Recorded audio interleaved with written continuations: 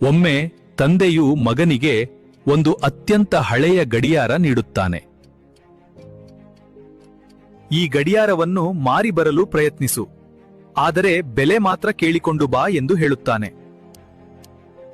ಮೊದಲು ಗುಜರಿ ಅಂಗಡಿಗೆ ಹೋಗ್ತಾನೆ. ಅಲ್ಲಿನ ಮಾಲೀಕ ಅದು ಹಳೆಯ ತುಕ್ಕು ಕಬ್ಬಿಣವೆಂದು ಭಾವಿಸಿ ಕೇವಲ 50 ರೂಪಾಯಿ ಬೆಲೆ ಕಟ್ತಾನೆ. ನಂತರ ಅವನು ಹತ್ತಿರದ ಗಡಿಯಾರ ಅಂಗಡಿಗೆ ಹೋಗುತ್ತಾನೆ. ಅಲ್ಲಿನ ವ್ಯಾಪಾರಿ ಅದರ ಕೆಲವು ಪಾರ್ಟ್ಸ್ ಹಳೆಯದಾಗಿದೆ ಎಂದು 500 ರೂಪಾಯಿ ನೀಡಲು ಒಪ್ತಾನೆ. ಕೊನೆಯಲ್ಲಿ ತಂದೆಯ ಮಾತಿನಂತೆ ಅವನು ಮ್ಯೂಸಿಯಂಗೆ ಹೋಗುತ್ತಾನೆ. ಅಲ್ಲಿನ ತಜ್ಞರು ಅದು ಅಪರೂಪದ ಪುರಾತನ ಗಡಿಯಾರವೆಂದು ತಿಳಿದು 5 ಲಕ್ಷ ರೂಪಾಯಿ ಬೆಲೆ ನೀಡುತ್ತಾರೆ.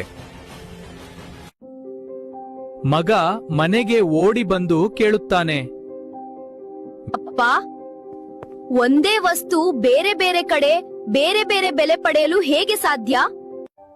ನಿನ್ನ ಬೆಲೆ ತಿಳಿಯದ ಜಾಗದಲ್ಲಿ ನೀನು ನಿಂತರೆ ನಿನ್ನನ್ನು ಕಸದಂತೆ ಕಾಣುತ್ತಾರೆ.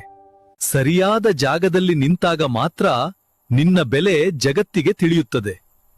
ನಿಮ್ಮನ್ನು ಗೌರವಿಸದ ಜಾಗದಲ್ಲಿ ನೀವು ಅಸಹಾಯಕರಲ್ಲ, ನೀವು ತಪ್ಪು ಜಾಗದಲ್ಲಿದ್ದೀರಿ ಎಂದು ಅರ್ಥ. ಸ್ಥಳ ಬದಲಾದರೆ ಕಲ್ಲು ಕೂಡ ಶಿಲ್ಪವಾಗಿ ಪೂಜಿಸಲ್ಪಡುತ್ತದೆ. ನಿನ್ನ ಬೆಲೆ ತಿಳಿಯದ ಜಾಗದಲ್ಲಿ ನೀನು ಒಂದು ಕ್ಷಣವೂ ನಿಲ್ಲಬೇಡ.